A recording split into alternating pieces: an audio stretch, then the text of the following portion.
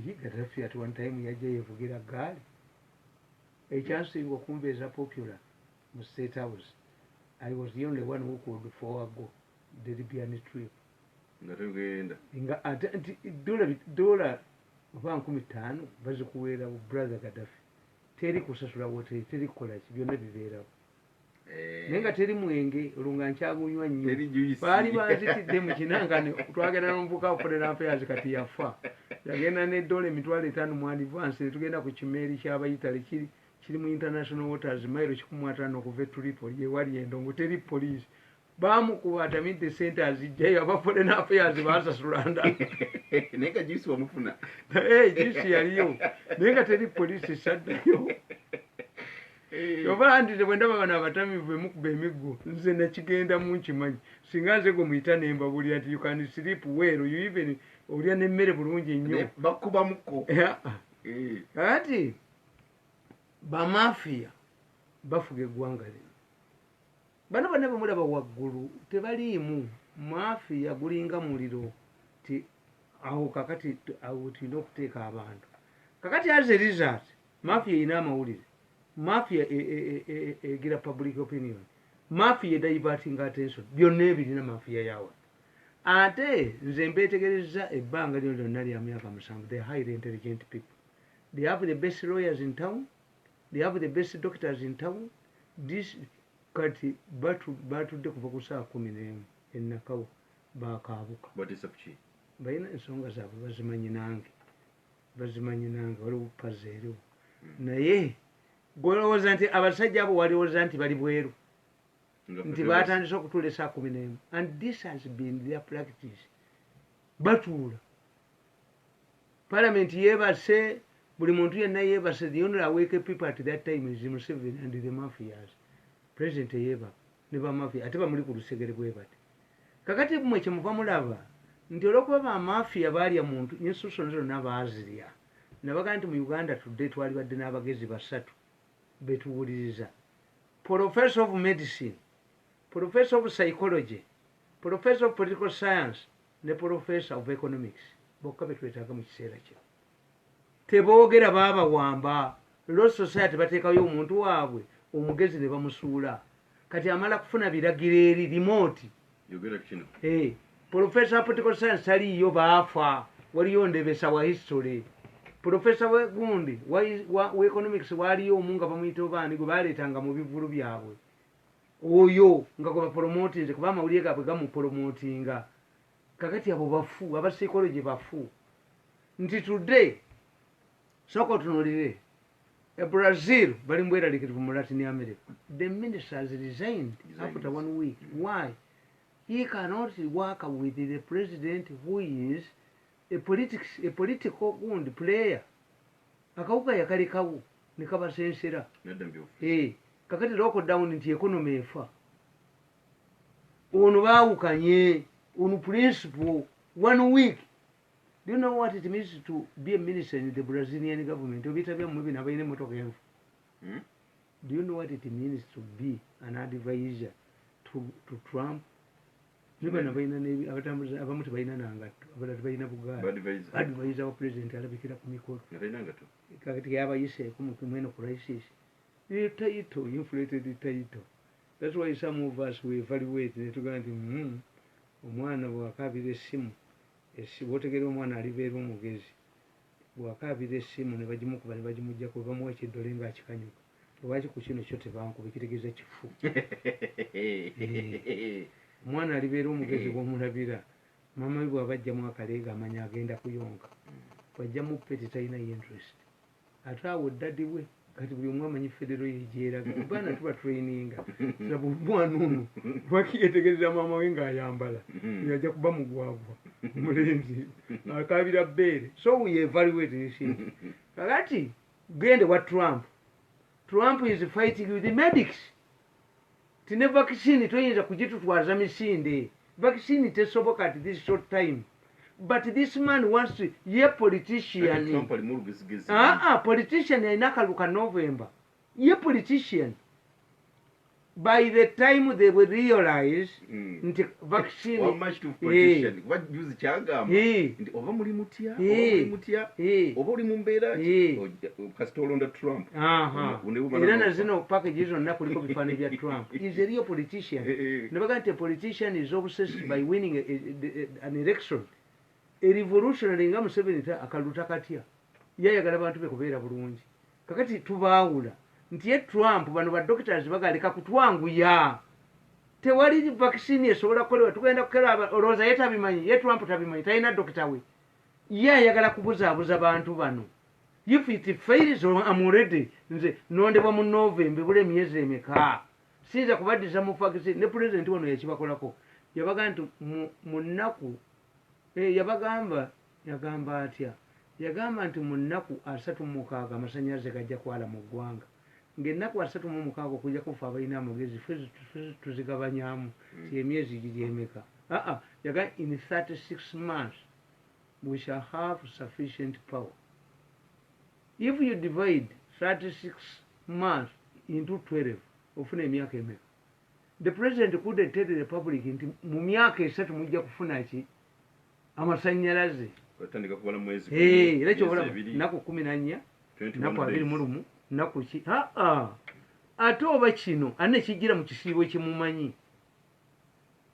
so bwe tuba tusoma propaganda kyembaga nti propagandist a political scientist a psychologist ani nti omusajja aba nanyini nyumba yamugoba nadda mu muti yes abaana bayingidde ennyumba kuliko mulwadde w'omusujja ye Land Road nga tebamukulaga Land Road nga tebamukulaga yamugobya mu nyumba mu kiseera ki kakati yeeyole katonda tamanyi gye yava kati baafunye bano abali ku TV yabo balina international organization nti radio yaffe tulina TV yaffe tulina gipopularizing at this time teba abatamiivu abali emityana NRDC najjayo omutwe abatamiivu abali emityana anti banyalwa mmere omwenge oyinza okugattamu olubuto olutalidde gwe mwenge kyo except tonto walagi mwenge gwabagagga walagi tosobola kumunywa era akutta kubanga kumaca walagi spiriti kasoginywesa amazzi aganyukuga ng'ofudde kyobulaba abazungu banywa kawalo wa wisiki kati ate bano abaavu anywa walagi ate nanywa akatunda be bakankana bati toyinza kunywa walagi nga tolidde emmere kakati tonto yekka era Zambia baakola omwenge gwabwe nga 50% mmere kakati ono wa TV yakulimba nti abatamivu labo bwe bagwa n'aladisi w'emityana najjayo omutwe why don't you solve the issue kwate padlock bano abatamivu bakutwale gye bagunywera oteekeko ekufulu eyiyo omwenge ogumale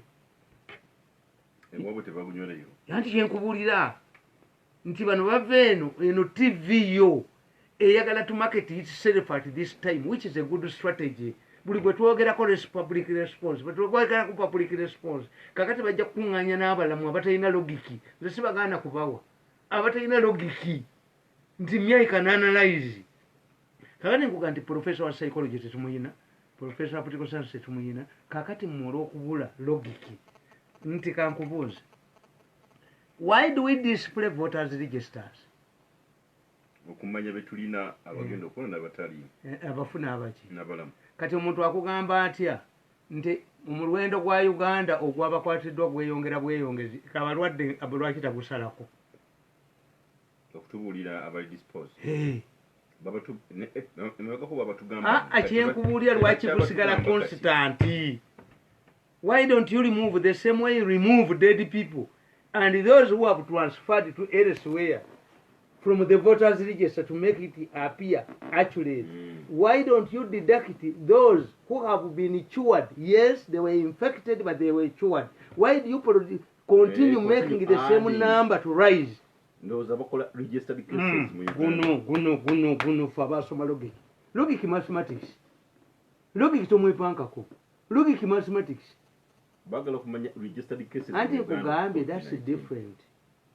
Nti wali badde ogamba nti bannayuganda kaakati abali 1,700 jako 8 oba explain nti ku muwendo gwaffe gwe tubadde nabo ogw'ensanvu kakati kwegaseeko 3 ate babanyonyola tebagaa nti bano Kenyan drivers kitegeeza the only explanation I have like somebody who does not display the voters register, he wants to use the dead people to vote emizimu gironde to inflate the voters register.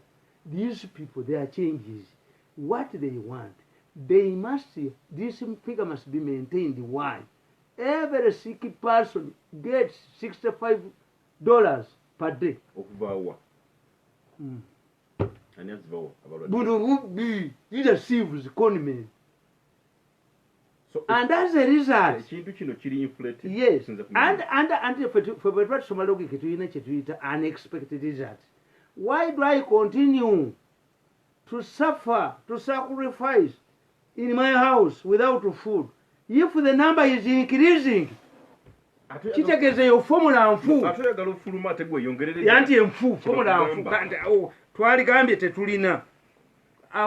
What now is the difference between Mafuguli?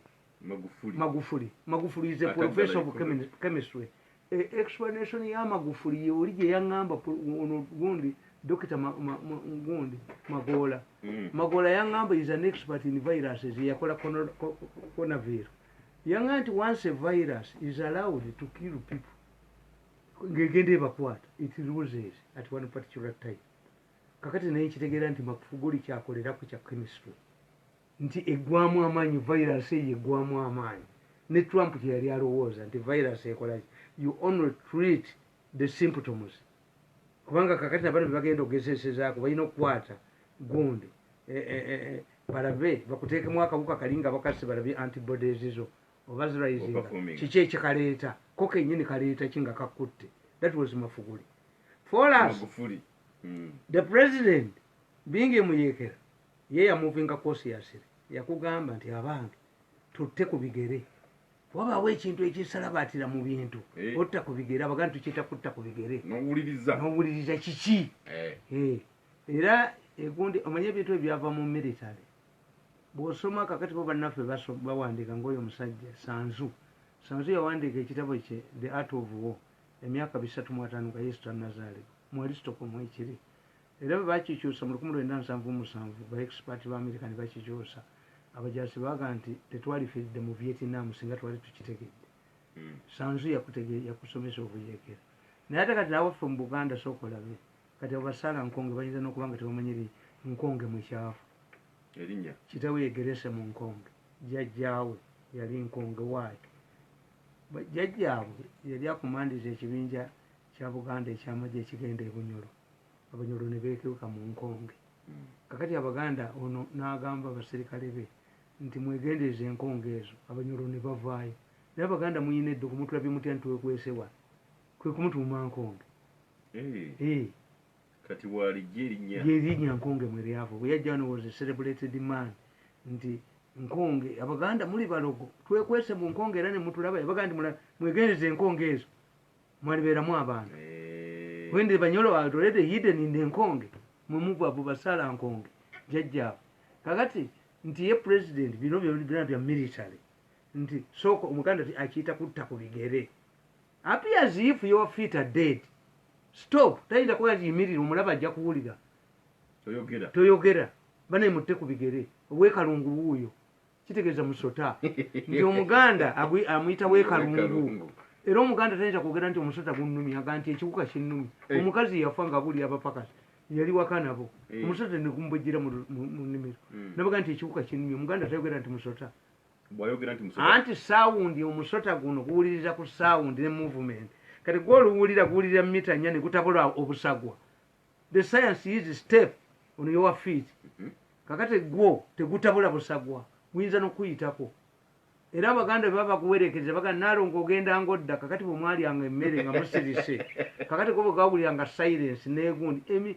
Abantu nga bakuŋŋaanye bangi mu kuziika emisota givaayo. Gundi ono gumufulumya agulumba n'agusuula ku ttaka. Ne baga nti omusota gwafubutudde abantu mu lumbe. Guli mu mutuba muziika mu mutuba oba mu muyembe. Kati guwulira ebbugumu ne gukka wansi. Negulyoka gubafubutula. Kati Abaganda babanga bali emmere. Tewali mu nyumba bino ebyo bikomakoma ebyo byagenda nga ne biteekamu emisota mu nyumba n'afuuka naalongo. Kakati babanga balya ne gufuluma. Ekawuwo k'emmere biki ne gufuluma. Nga bagulaba. Basirise. Basirika nga busirisi. ne gujja ne oba guyise ku mwana bwe gute gubayitako ne gugenda ne baguwerekeza emmwanyi nalonga ogenda ngodda waayi emmwanyi tezikola sound naye mwe mufuna time to think emwafa alowooza fetulinga bamonko we have time to think kakati mwe temusobola kubuuza why does this woman in Ministry of Health maintaining this number without deducting bakikulaga eno nti Uganda yakafuna abalwadde abawonyezeddwa tetulina bafu. Why don't we reduce the number? Ekitegeeza nti nze mbiraba ne mbyanalizing nti what has Britain done. Bonna abazungu bonna baagala kuddayo ku economy. Bagamba we have realized distancing, we have realized sanitation, ye future without Pompeo yagamba. Unless the Chinese tell us. N'abachina nabo bakugamba abachina bagezi be baleeta second wave. Abachina bakama luganti bakamaze ne bayiya ndi ate bekakutte tunabagamba bati anti kadde ogwokubiri second wave. Propagandist. Ne wambali mukola. Anti bwe bakugamba kayina second wave. Kayina second wave. Ti Germany bwe yali akaddayo 10 lwakwatibwa. Kakati mumuyina okumanya factors eziri wano. Why is it that whenever you are nearing the deadline of expecting a lockdown to be lifted by the president, the number increases? Kyategeeza mirundi nti bwe mbanga musembedde okuggulawo deadline gye batuwadde omuwendo gw'abalwadde gweyongera. Do you know how much money the ministry spends, government spends on locating? Singa ne sirimu yali mu location. Bakukwatira n'oyogera abawala bonna bwe wayagalako. N'oyogera n'omukazi n'ayogera abasajja singa obufumbo bwe buli. Do you know how much? Natunuulidde bwe nti ab'Emityana Mubende nti omusajja avudde Kenya n'ayingira n'atuuka e Mubende ajjeko ebitanda n'akola kyawe bamukwatidde ne bafuuka ba vigilant ene yonna gye yayise is not escorted omusajja yaguleseewa bosi yakakati oyo gye yayise waliwo strictness ku bamalaaya mbu tuyise bad black asomese bamalaaya. They cannot touch on the malayas because if you subject the malayas to tough measures tebajja kugenda mu basajja bali kufuna kawuka. Their interest akawuka kabeerewo bakafunemu. This is commercial coronavirus. Yazemu byanfuna. Kati wabyanfuna. Muna Uganda ali ewaka agamba obudde bw'engumikiriza era ku luno Museveni asubikogera wekijja. Bajja kuwaguza. Agambe nti ddala. Anti bajja kuwaguza. Mutuwongereyo. Bajja kuwaguza jjo. Katono nnyo. Statement ya minister mabega kawe balimba mujja kweta. Nagati twandiyongeddeyo 21 other days. Gambye nti yetayinza yafuna. Wanje. Yafuna. Nti kakati nze mbawulira nga boogera naye. Omanyi nti baagala kansiiga. Anti if we want to keep this man out of radio and TV ne radio ziggalibwe kamusiige. Kati fenna tugenda wano muli bameka. Buli gwenkola naye tugenda mu isolation for 2 months. Kati anti bakansiize enkalina. Province positive. Batunona. Batunona. Radio neziggalawo. Waliwo omu bamugambye ti mu parliament tufuneyo mbaka parliament tumuwe miliyoni 3 akkirize nti yali positive. Parliament eggalibwewo. Kati we are moving towards musajja omu yankubira essimu nanga nti misa ekola nti tulabye helicopter ehoyimanga eri mu kyanda simanyi tibalabika wano baagala kwestablishinga baagala ehoyima bagambe nti gyekali twestablish omusajja nankubira essimu nanga ndowooza bamuseresa medical doctor owehoyima gwe baaga nti ayina ne mukazi we ng'ate muganda we ali mu virus institute agayita agina bano abasiru ne baleeta nti ayina bafunirewo ekibateekesaawo operation ehoyima ne kiriniki yeggalewo. This is commercial coronavirus. Kakati ate no mulinde owa local defense bana bali ku luguudo mutuyambe muteekeko aba traffic can be explainable. Tinze kennyini ennyinde ezange nadde ate bandetedde ziri expensive zaaganye ate ez'emitwalo 10 ezaaganye sisa kati ate nezeeyo ku buno buli rayiti buno obw'olukumi ziri eziri expensive zansalidde bwereere za mitwalo 10 zansaze boxi namba zansaze ate gundi eyalifutinga okiyita kyakuzanya zansaze zaaganye kubanga nze sissa n'okwebikasa ebikka kuva mu buto bwange nze sambala gambutusi hapana enkubira mu mutima ikolapse yes okadiye mama no gambutuse ina sound gyenkola ku nengwa kakati mmwe abatalina n'abantu oyinza okusanga nti medical doctor can tell me nti that man is suffering kino na kino nti badokita baŋŋamba nti gwogenda mu studio nga tewekavalinze which means amagugwego gali affected n'empewo eri esi how many times do we go for medical doctors check up eriwa kakati no waliwo akaweke akamaze abakadde bakayita kamagulo kamagulo bwoba walwala sukaali nga walwala pressure kamagulo akola ate akola kuki ku lubalala naye kamagulo assa abakadde bonna bemuli abafiira mu lwogi kamagulo addusa omusayi ku sipiidi y'amaanyi nnyo anti mu luganda bakayita kamagulo kakati badokitazi be balina otubuulira do you know nti mu uganda muno ne viagula mwali viagula can only be accessed by doctor nti omusayi gwe gudduka nnyo ani agendayo kati bali kabatta bati kaddusa omusayi ku sipiidi ey'amaanyi kamagulo has killed many people kamagulo these medical doctors they are asleep abantu babulijjo bakayita kamagulo mukutta kubanga agenda nadiro wa pressure ate bwoba omulamu noba nga oli mulamu n'omira kamagulo ennaku ezi nga tofulumye mu nnyumba ate nsaluteka kayita kamagulo this is a very dangerous drug on the market is called kamagulo songa Professor Wemakere yali babuulidde nti mu nsi where people undergoing economic hardship sex w'abantu abali comfortable ayina emmere ye akakano kalabye tayina gundi akaki bwebakayita yes kasi abantu bonna bemusanga mulungi nga beebase kamagulo has killed many people than HIV itself kakati nze mbabulya ne mbagamba nti mafiya ekoleramu mafiya ekolaki ekolera mu kintu kino nti abaloko defense ekibalumbisa abantu eri kubabba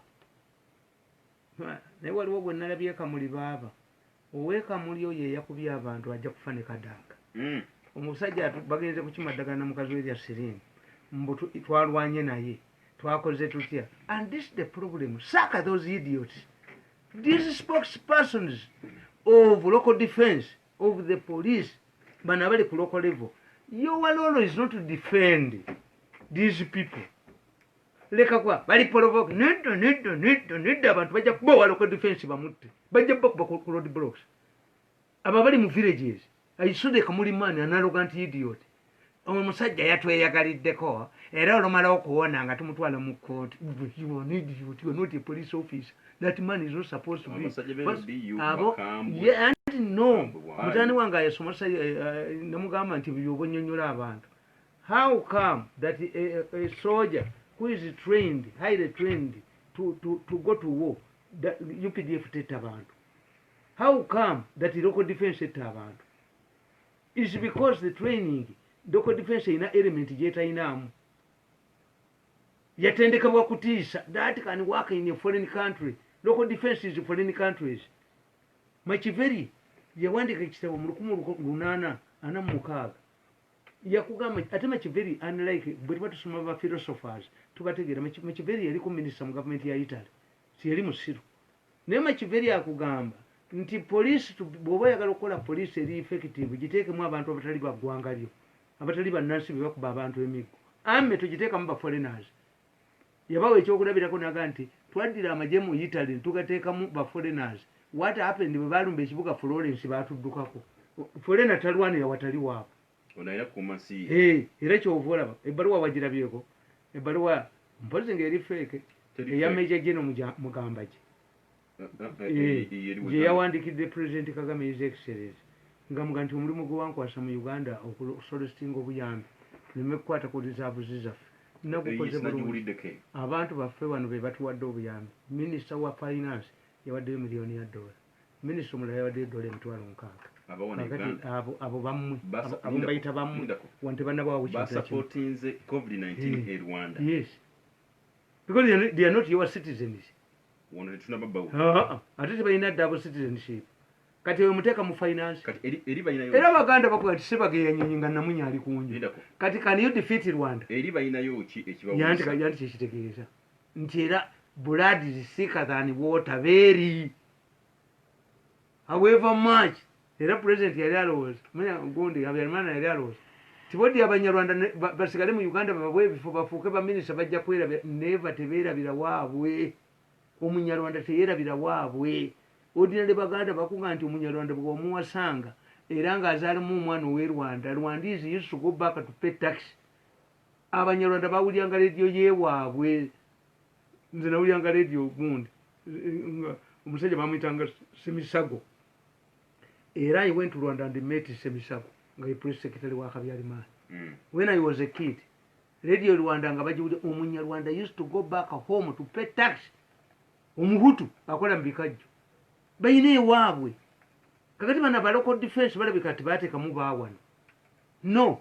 Local defense baawana. UPDF baawana. Police baawana. Kakati ate bano oyo ngogwe nalabye Kamuli. Kuyisa arrogant. Omusajja bamukubye bakoze ekimbu yatweyagaliddeko ku road block anaje bona nini agogali majegami. Saka that man.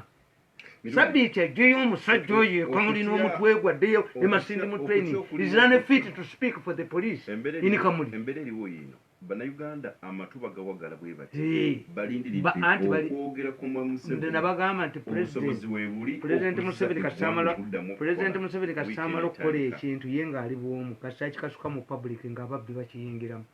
Nti ono agamba abantu nti omuwendo gweyongedde. Ye takimanyi nti abantu babuuza why are we tightening our belts. Omulwadde yenna baga nti omulwadde alumya ejiiko lwaki. Eddagala limu ategedde terikola. Kati omulwadde alumya ejiiko. Abaganda bwe banyingira situation ye. Waganye eddagala kati omulwadde alumya ejiiko mugenda muwaaki. People become frustrated. Bebuuza bwe tubagamba tetulina community cases. Yes. Abali ba truck drivers. Lwaki tetutandika. And there is no effort to ensure nti drug traffickers baamalaya mulimo gwabwe. Twabawadde emmere n'omulabo gwayogera kubanga tebayinza kukwata ku baamalaya. Baamalaya bano babawa ssente ne bafuuka abako. It would be tough. Ono baamalayas. Who are they? Tubawe emmere ng'abala temubawa. Nani agamba? Hey. Era nze neewuunya. Nze mbeewuunya nabagamba nti nawandika akatabo kange nti the 7 wonders of Museveni Ugandans don't recognize and appreciate. Ndi ku mulembe gwa Amini nti baamalaya bali mu kibuga. Ne balaba emmotoka ne baziwanika bwe bati. Ndi ku mulembe gwa Amini nti opposite ebintu ebiri interesting ebikulaga nti ensi yanjawulo nnyo. Bayibuli ffe tugamba nti ekiseera kijja kutuuka endiga eteeka omutwe gwayo mu kamwa k'empologoma eveemu nga terumiddwa. Mu Uganda kyatuuka dda. N'oddira omusajja n'ateeka woteeri ey'abaamalaya bajja e Rwanda emboona. Waliwo yaga siri mboona toninda kwengera. Abaagala abalinda okwengera bo we bali n'abanoga ebibisi. Kakati n'oddira abawala emboona nga woteeri y'abaamalaya bbala y'abaamalaya eri opposite ne military police. Kwamini kyali kikola. Amini wadde engulu aseka n'okuseka. Naye because they know nti abaamagye bo tebawanula bitali byabwe. Batunulako ne badda ku lukomera lwabwe ne bagenda kuba bamanyi repercussions. Ekifuga ensi yonna repercussions. Singa wa local defense 10 birawo bazoko omutwe ne gusaasana tebaddamu kutta bantu. Why is it that the government has not applied tough measures on the local defense like the soldiers, which means they are sanctioned, they are sanctioned by government? Why is it that Kitata, who has never been seen donning a military uniform, is arraigned before court martial? Why haven't we seen local defense people being arraigned before the court martial, the same court martial? Ekitegeeza bano instructions zaabwe zeezo. Intimidate. Mutta abantu mbakube bayingire mangu mu nyumba. And then, of the two, Museveni who is persuasive now, ani ayinona ekyamunne. Kakati bano in the process, banyiisizza abantu campaign. We must prepare for come back. Tekikyasoboka kiri tekisoboka. Nti emmere, once you give somebody tukitali current expenditure, recurrent expenditure means nti bweyongeza abakozi ba gavumenti ssente totuuka mu kkubo n'ozibajjako. Ntisinza kudda nze nga mbadde mu gavumenti totema ku musaala gwange. Kakati eggwanga lituuse kubanga yo mu America bakugamba nti Congress will determine its privileges in relation with the rate of inflation. Bwe bakikuuma bwe bati. Kati mu Uganda waŋŋamba nti nfuna omusaala bwe buti nti ate ng'otemeko nnyamba abalwadde kugamba ebizibu byange bwe nafuna looni ne looni ebitibiriyo these are not idealistic gundi that is tubiyita political rhetoric. They sound to be good when they cannot be implemented. Omusaala gwange musaala gwange kati waliwo looni salary looni musajja omutwala ge yaguwaayo dda ng'omuleta kakajajamba ogutemeko gugwa ssente mmeka kwata ku babbi ababbi essente abalina ente woba okwongezaayo bino byonna byakoze bigenda kufa. Anti bano be baprovokinze nze mu 1900 yali 64 muyinza nakola ebintu bingi ebyefujjo. At the age of 3 bantwala okumbatiza maama wange wetwawukanya yali agamba nazaalibwa 61 November 25 nze ngamba ndikwa 58 kubanga undisputable fact is bantwala okumbatiza mu ekereziya nga n'emyaka 3 ne bantuma George William n'endikaana najja n'erinnya lyange omwana omuto ninkwata faze mujenjeke gandula nemukuba ku ttaka ekereziya n'etabuka. I caused a stampede when I was 3 years. Nemukuba ku ttaka bagamba Mukamerundi yazaala omusambu faza n'abagamba akavubuka kano amaanyi genkawuliddemu ensika gye kansiseemu oba yali atamidde nga yasuzemu eki omwana omuto w'emyaka 3 asika atya faze gandula naagu ne banfulumyamu mu gundi bwe ntuuka mu senior 3 era nenkola stampede ku ssomero. Omusomesa atugambye nti muwandiike imaginary story ne muwandiikira love letter from the student. Because the stampede, the school was split into 2. Staff was split into 2. N'omuwandiika ebbaluwa ey'omukwano. Anti I imagined as a love letter from one of the students. Kakati the issue is ne bayita ne muganda wange oyo Salina ajja ku ssomero. What did the teacher tell you to do? To write an imaginary story. But this is a love story. Yes, I imagined to be a love letter. Naleta stampede ku ssomero. Senior 3. Kati bano bamafia mbakubye emyaka 7. I rejected the job. Sijja kugenda. Balina okunsasula job loss. Siri mwangu. I'm not an easy person. When you look at me, you seem to be ntigun. Nze am characterized by nkola decision omuntu gyatasuubira. Katujja Yemba gambe byabasobola okubitegeera n'okubikola batono nnyo. Ampuliza gyosiza okwangulira ku Facebook mwebale nnyo. Akati mutugenda musawe goberera ensonga tugenda zigaziya yongera okusharinga stream eyo gwali ku Pan FM Uganda. Atanagendako gendako osobola otuwuliriza nga bw'otulaba. Katono nnyo okkiriza tujje obubaka buno tumale tukomewo.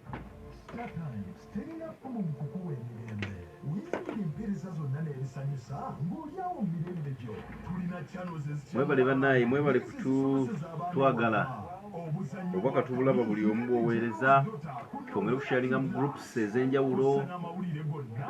Bannayuganda bali mu Dubai mukola omulimu gw'amaanyi nnyo. Groups ez'enjawulo mwinvitinga ba people to watch tusobole okuba nga tutambula ffenna. Mwebale.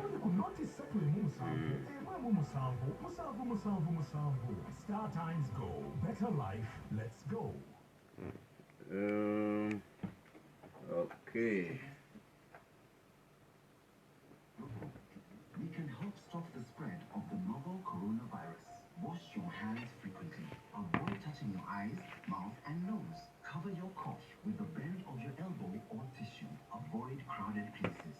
Stay at home if you feel unwell, even with a slight fever and cough. If you have a fever, cough, and difficulty breathing, seek medical care by phone first. Stay aware of the latest information from your local health authority. For more information, contact your local health authority. This message is brought to you by the Coca-Cola Company in the interest of public health and safety.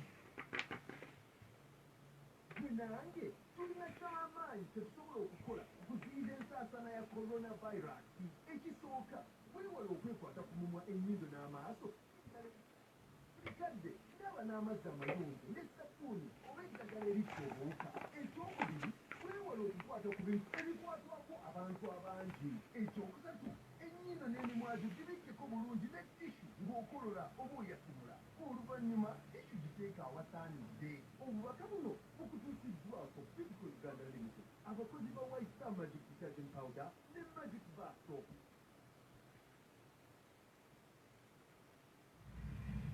House of Zaka and Wealth Uganda ky'ekitongole ekikuŋŋaanya n'okugaba zaka era nga kyatekebwawo amateeka ga Uganda. Bintu ki omuva zaka? Ebyobulunzi, ebyobulimi, nammwe abakolera obusaala. Osobola okusasula mu Tropical Bank, Kampala Road, ku akawunti namba 00M222269. Diamond Trust Bank oyinza okusasula ku akawunti namba 0M28699869. Tegwe asasula mu ddoola oyinza okusasula ku 0M28699870. Cairo Bank, Kampala Road 0300M858M0M n'amatabi ga banki ezo wonna. Ate gwali ku Airtel nyiga *M855# onyige yes, londawo namba 4 onyige 9 awo yingizamu enamba eno 700008. Genda mu maaso teekamu omuwendo gw'ensimbi oyagala okusasula. Teekawo ekigambo zaka, saddaaka oba wafu onyige pini namba yo olwo nno nga kiwedde. Ate gwali ku MTN nyiga *M655# yes, londawo 4 nyiga 00 londawo 8 wandiika ekigambo zaka, wafu oba saddaaka. Teekamu omuwendo gw'oyagala okuweereza onyige pini namba yo awo nga kiwedde. House of Zaka and Wealth Uganda. Onoonya kalonda weeralikozesebwa mu kusimba nga tebyamutindo. Give and Take Masai General Hardware Limited abasangibwa mu Kisenyi ky'ekyokuddamu kyo. Tulina kalonda yenna ayeetaagisa mu kuzimba okugeza nga ebitayimbwa mu sayizi zonna ze weetaaga: sementi, amabaati, emisumaali, pipes ne langi mu bika byonna n'ebirala bingi. Give and Take Masai General Hardware osobola okubafuna mu matabi gaabwe amalala e Nateete mu maaso ga Nateete Police Station ne Mulenga Campaign. noti 3 mukaaga 5 5 2 3 noti oba noti 782 noti 4 noti noti 4. Give and Take Masai General Hardware. Akaana tekaali ka myaka 3 ako. Eh. Oba kalimu ejjinni. Gye kalimu ejjinni. Faaza yabaga nti amaanyi gye kansisizza. Faaza yabaga nti nateraba era ne paapa era yasabira nze emikisa. Nina driving force gyotategeera, mulimu eddalu ne intelligence. Waliwo eddalu lwe lijja kyenakugambye eddalu ne intelligence kati nti mu life yange mulimu eddalu lwe liwamba. Ate comradeship ate nejja emirundi muntu mulamu nnyo.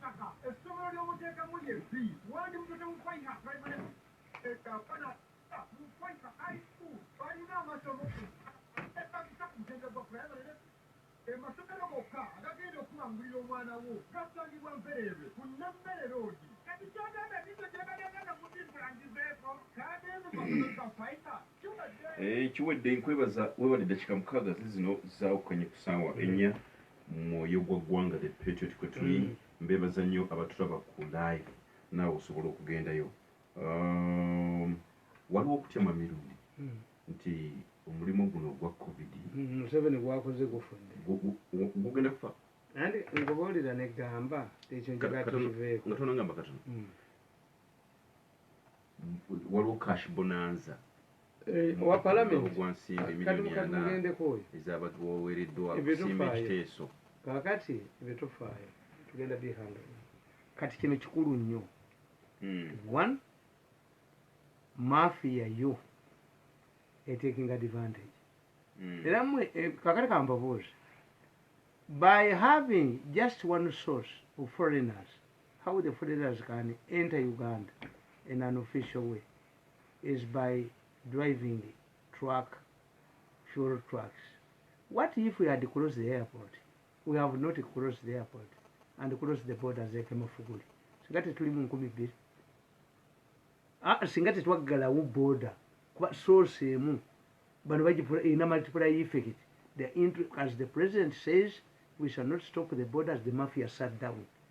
Make sure that the prostitutes come closer to these truck drivers. Kasasane. And how can this man drive from Busia to Mubende without being stopped at any roadblock? And the people of Mubende appear to be wiser than those people. Katibaga Luganti, tumulese wano talina gy'alaga nayo eyo kakwateyo waliwo malaya eyayingidde naye mutukoze bubi mafia tukoze bubi okunoonya ssente buli kimu kisse nti abali mu Kampala emmotoka epikipi zezeetafe coronavirus ekintu kino mubadde nakyo from 2012 mbadde nekiwandika dde mu katabo kange invisible hand kaakano nimbaga nti baagala kubba kibuga bamafia be bamu bagoba tawunikirako ne bawamba ekibuga lwaki bodaboda ne bus temubimanya nego temubigaana temubistoping nga gye bifa. Why do we have this problem all of this thing? Nti what is the change ye musisi namugwanya yani? What changes the personalities? Hata bannamugwanya robots bali bamafia bekwezi uyo namugwanya gwalwanira okuleeta bus namugwanya jagwe waabwe mu kalulu bote bagenda nabaga nti bamafia ba Uganda balinga musajja musiguze tawerekera bagenda kugereza yabo abagola abakwanira ku kyalo ne bakukozesa ngembwa buli omu ne bamuonoona buli omu ne bamu kakati ekyokubiri diversion. What are you talking about? Why should the country be discussing Brian White and his affairs? Kitukwatako abasajja abo abasipaaka TV bakasuku be bagenda mukolera birthday era olutalo mwe lwava bano nga balowooza nti bakasuku yabawadde ssente naye bakasuku nga akubira n'aba mmotoka abatunda emmotoka nsobola ogiraba nga yakapewa ewa Brian White bwavu buli mawuli n'okola ekintu ekitali logiko. Omwana wange yagenda ewa Brian White lwaki otubuulira kati amazeeyo ebbanga abadde amukozesa. Why didn't you detect mwana omukulu yali under lock and key? Temutubulya busiru bwammwe nti kubanga baagala to divert from real issues. Babbi bamwagalako ssente. They are thieves economy. N'obwamawulire obwavu. Motoka ennyumba ya Hamu ejjodde amazzi bagitwala. Hamu yali azimbyeko ekizimbe ekitalina pulaani. Mumukuba ennyaba naye nze nabatamwasi nkuzinga ennyondo mu mutwe kyova abakulu byalifa bubi ne Kabusenga bamuzingizizza. Kabusenga ali mu keegi kati okuba abantu okuboonoona. Amawulire gamwe g'abaavu. The country bakugamba nti empologoma efudde ngoga nti akamyu kange kabuze empologoma ezze ku kyalo. We are discussing coronavirus. The issue of Brian White tetukwatako. Naye kyaliwo. No, diversion nkugambye. Kakati era abagagga be banoonya buba bawe ssente nedda bwavu bwammwe mwasoma omulimu mubi mukuuma obwavu bwammwe insight. Ono musajja wa Gonda wa Mukasa owa People Power owa Lubaga South yajja mu miso n'aŋŋamba nga nakakawala kamufumbi namukuyiriza oluyimba njaga mbw'abadde ankwata era yajja mu miso ne mbabakwatanga nkugambye ebyakatwe nabakwata mu meeting miso yabakwata nga bapulaninga bamaloboozi badduke. Mukasa yajja mu miso muyambe talabanga nakawala tekalabangako nkugambye naye nomala okinteekako gwe oyingira kabbuli. Nyai don't joke nkwasa omutwe nti maligning people to get money, maligning people politics. Nkukubira akatambi nga bali mu meeting nswaze balabise bano nga bapulaninga okuba omwana oyo Mukasa kimu tumiso tuhere for help nimuganja bakwatya nga bateesa mu meeting. These are malicious to divert us from the real issue. Bwese nedda njokola omusajja ali kubawa amawulire omutayimbwa mu mutwe. Mwasoma omulimu mubi gwabwavu. Don't bother people. Mwalabe nga balwe abasaba emmere. Mukasa yajja mu miso. Nimba kwata mu meeting several meetings. Ate bwine yavuddeyo. Nkuyiriza oluyimba mufu obwavu bwammwe. Mufu obwavu. Era nza bwa Mukasa mbewunye baani abo Brian White van. You play around my name? Nkuyita nti jangu nze gwe nenkwasa omutwe baba. Naye akana kagamba tatasasula. Ati no, weni bw'abadde alina ssente bw'abadde alina ssente gabadde tebatubuulira oyo omukazi gatatubuuliranga nti muwala we gyali Brain White wabeeredde ne ssente things started mukula yatandika Brain White mukula yennyini motoka ziba zitutte ebiki babitutte ebiki anti bo balina eddiini ajje mutwale asuleko mukula eddala wayite mu kibuga ng'ali bwerere ne Brain White nga yabika nnyo no nababuulira ne mbagamba nti is it that money mwerumye mwekka tulina ssente z'abahamu enkola obukole tisente gomulaba yejalabye ne tuba ne ssente enteebe era kati nabagamba nga yiso ekuba abaana abo okubaavuwaza kakati kankubuulira embuga gwe mwali musibye kabusenga gwe yali asibye ne kulubya bwemukubako ebyeki bwe yaleese emmere gye yaleese kulubya yali agireese kulubya yagireeseko wabukedde the target uyu kabusenga target nti banka zigudde banka ya Sudiru muwala we yeyagisudde embaga ya muwala we embaga ya muwala wa Sudiru nakola n'embaga ya mutabani we nga bukedde ekuba red paper embaga ya Sudiru bwe batulaga kubanga abasudde banka bakolagana nabo ekibinja ekyasula era tulize mu mukyala kadaga tumulindako ebintu bibiri parliament eri ku test if they allow the mafias okugoba omusajja wa lulo electrification authority kubanga Kabushenga ayagala omusajja bamugobe bakuba amawulire nti babagobe n'oyo minisita nja mukuba nga afuna ne ssente oyo minisita oyo atwala kigundi ekyo nti pulezidenti yabalagira bagobemu Waliche bamukwate bamusibe Waliche ne tuli agenda Nakalema ne batula no wasaidi ne bagaana nga mafi ye bagamba if you arrest these people and drag them to the anti-corruption court bagenda kukolesa examination bogera amakampuni gaffe opti mujjewo MD gwe mbamuja ne minister papa ajja kukubangwabye okay batula ku imperial bayogera yozi on this issue okuflashbatinga Museveni kale tuli ku mukutu gwa Pale FM ekyokubiri eri omuntu wakujjo kakati ekyo kyogamba ekyabaka ba parliament okufuna ssente nekibagamba another gund where parliament should pronounce itself ssente ezo zetwewula okuziteeka mu UDP tuzeewo banka z'abantu zi private. This is when the parliament should pronounce banka bbiri eyateefe bano be bajeesuulira ab'emmengo balina okubinja kuba bavubuka abasokola banka nezigwa b'emmengo bennyini bavubuka b'emmengo abafere banka esuulire eddewo neyabakiika yes basuula nsuule de bugulu woman yakubanga masimu naye osuula kyani bakubye emyaka 7 lwa mulimu kuneereegamu osuula banka yange singa ewe wabeerawo n'omwana yadde enkoko etakula nti disi bugulu woman atundira ku simu banka y'omuntu government must pronounce itself ogamba mukyala bagenda kakati nze mbagamba nti akatabo kange kano nakawandika understanding mafia politics nali kawandiise nti a handbook for NRM cadres nga kakyama nali mbawandikidde buli aspect nakawandika bbiri meka ne batakagula ate bakagula anti nga bo olwo batandika okunwanyisa nga nze mbategedde nakaka dated 25th December 2012 sibeka nebabuulira parliament nembaga nti parliament tewali agisobola parliament yalima Kadaga yazimba parliament ekitoka Kadaga yategerera ku sekandi nti sekandi was a diplomat nga ye baamuwa a peer of state nagimalinga n'executive Kadaga agenda okugera mu Kamvabuli nze n'ebbaluwa Tandakwire yagiwandiika ng'agiwandiikira president tukoolikola olunaku olumwesubi Nodia Kadaga n'afuuka sipiika oli mwebajjagala Tandakwire yawandiika ebbaluwa uyigirira kati ate bwe yafuuka era Kadaga bamufrusturatingako n'agenda e Zimbabwe n'asomerayo masters ayina olwo zisiisi kubanga banteeka mu key position ate nga nagenda mu to study nali mbalaba bonna bwe balwanagana bakola ki oganti kino bino wabiwandikako ebyava okufuna sente yes nakugamba ano nenkugamba I was amazed when state house officials handed over a list of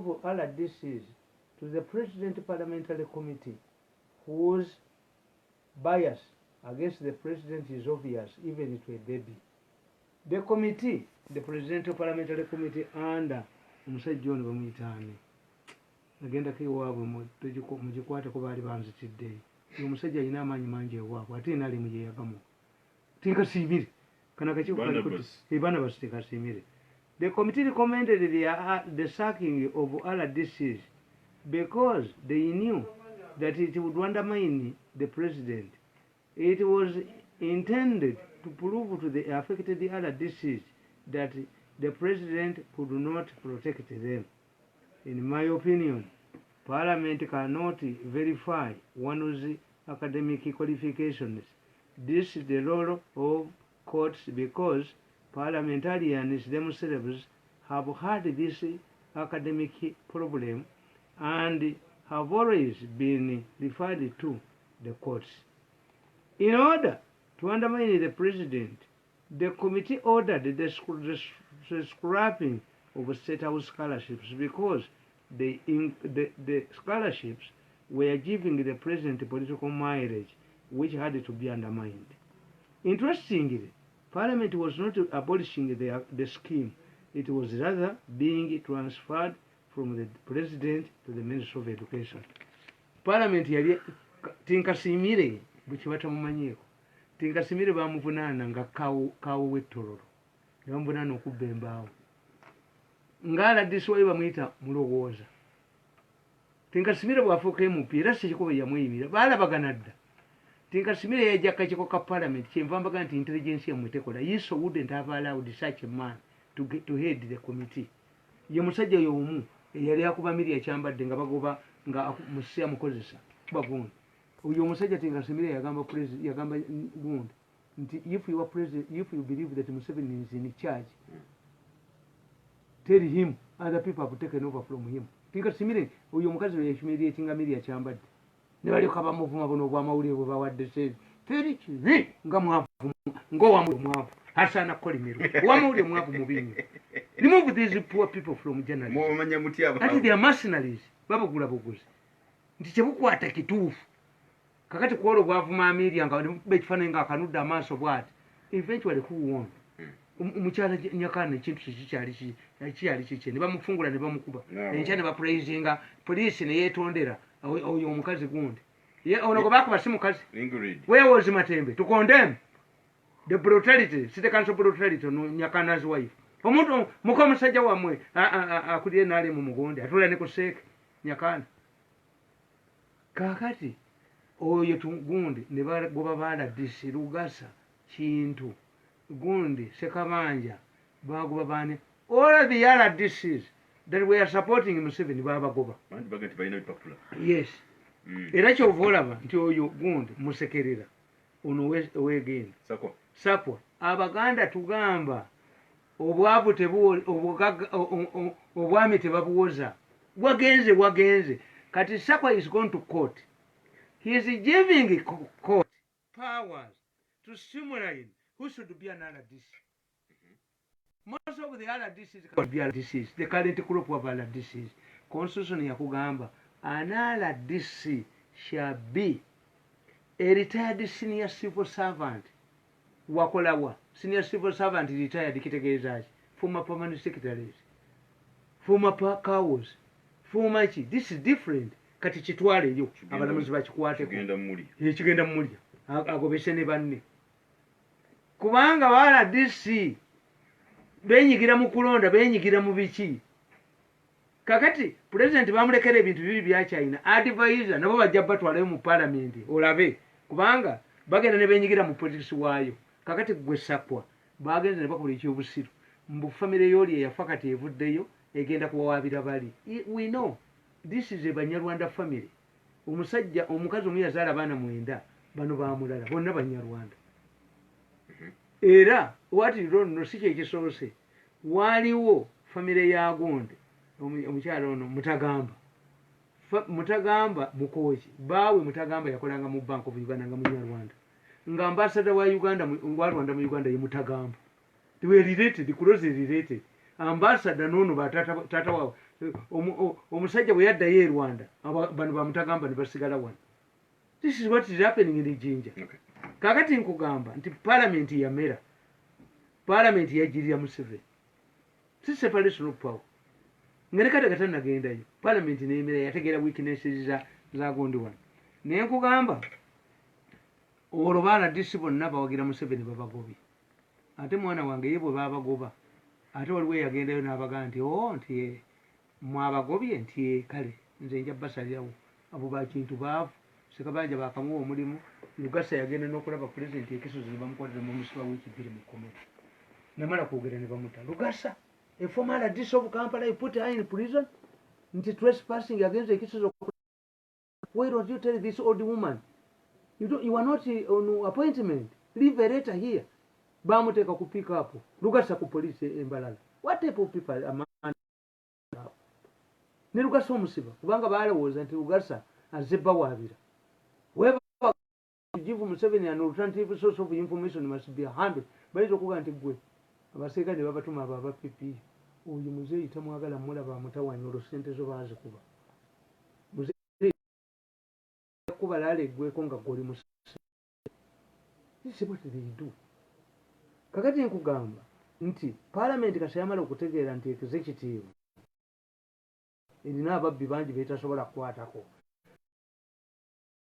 nti neyeeyawulamu neesigalawo ekubya judiciary bagikozesa okuba paalamenti judiciary yeefudde ye Museveni muvuze consciously ye abategeera paalamenti bwagikoonako ate n'agiyita mu kyama n'agikuba ate n'agiyita mu kyama nkugamba naye omwana kasita fe Abaganda kasita tulaba omwana ayagala okuyita mu lujja nga tannamera mannyo tumusiba ebikolokombo aleme kutambula tukusiba ebikolokombo everything is oleme kutambula nga tonnamera mannyo omwana bw'ayita mu lujja nga tannamera mannyo aseera kitaawe kati fe Abaganda tukusiba bikolokombo kati Museveni ali mukusiba paalamenti agisibamu ebikolokombo yo judiciary ejerekago n'egikuba paalamenti kaddaga kulya judiciary muddemu mwepankeko yaga nti that is a stupid directive court order neeno yagiganye mukazi n'atunula eyagiwaddeyo n'atunula naye lyeddalu nabaga nti omuntu alina okubeera ne elementi y'eddalu n'elementi ya diplomacy depends on way ayina mirundi muntu mulamu nnyo ne wabaawo tubulaba omuganda akugamba nti gundi atamukedde yamutende endyami uzeeko ewange nolaba oba ndidde breakfast noti lwaki onsanga kumbaganoga nti nsitudde lw'ensooli so people bayina kati kadaga ayina elementi eyo ayina waakolera eddalu ate ne wali diplomat kakati nkugamba furthermore unlike the executive who has the president who has strictly observed the role parliament his role parliament orders the arrest of corrupt government officials. They have ordered sackings. They have handled public issues like markets. They have revived court cases. They have rejected stupid court orders. And therefore, they have intended the judiciary, parliament.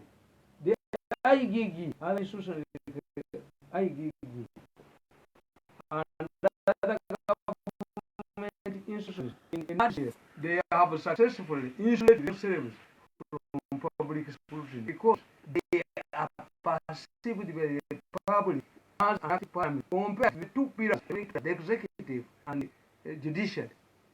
In villages, the elder chairperson who follows the law becomes unpopular.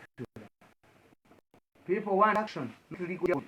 Fortunately for the MPs or the parliament, nobody comes to question MPs.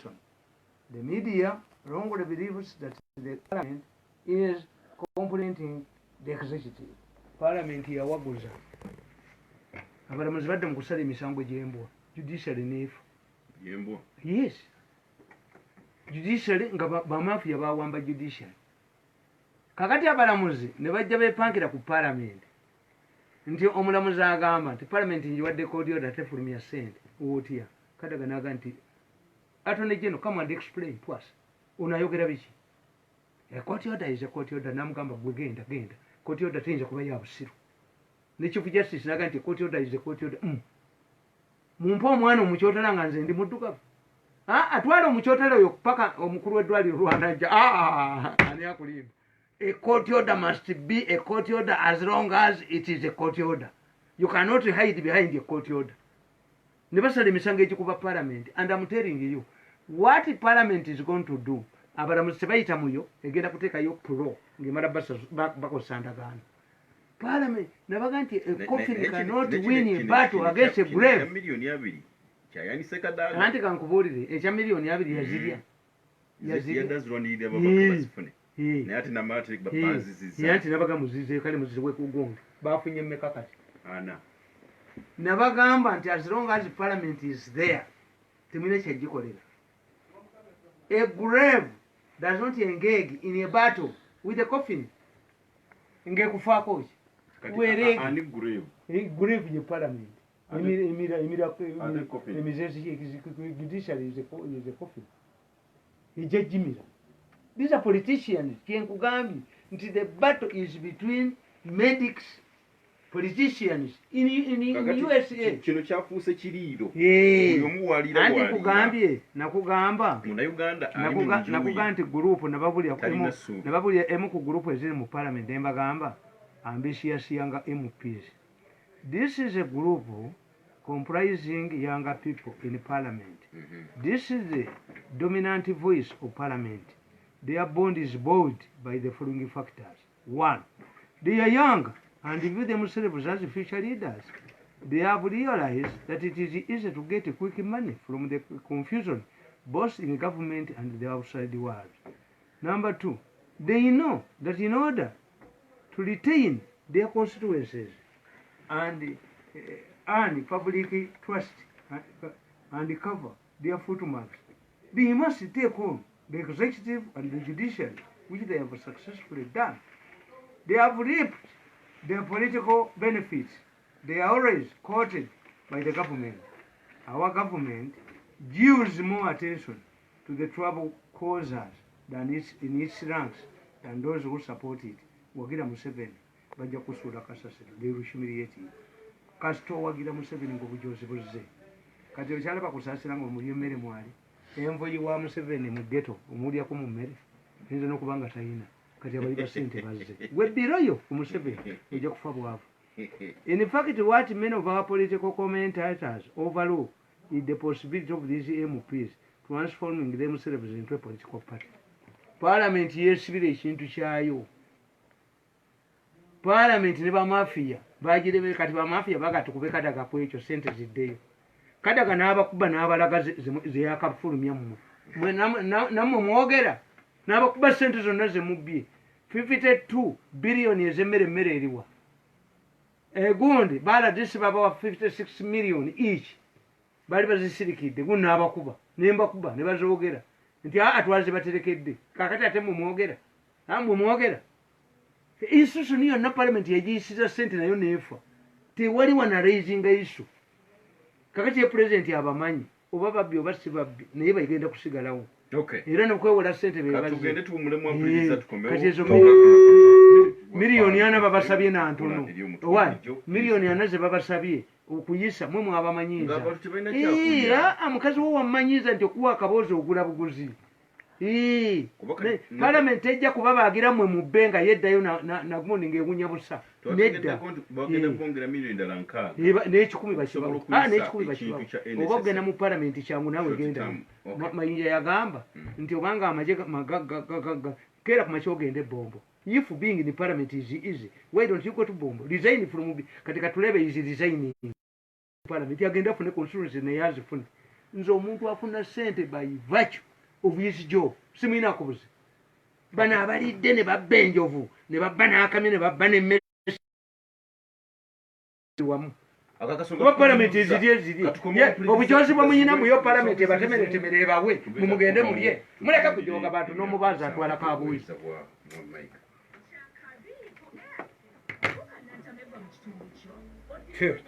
Baba batemere abajozi ababbye enjovu ne babba n'emmese ne babba n'obumyu bwo babawe. Parliament ezibbe naye bwe bayisiza ng'etemako omugabi teyeeseera nabano bagenda kuzibba ne gye ziraga bagenda zibbirayo nabo kababbeko naawe genda mu parliament ozisangeyo oba kyangu naawe gendayo. What privileges? Ne bwoba oyina ebbuba mukazi w'omuleete wa dokita omusajja ano mugamba nti munone sawa meka ndi mubiri awo tujja kuba tumaze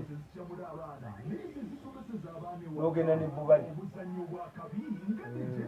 bira abalamuzi bira ddala abalamuzi abo bebejozi obwobujozi bwawe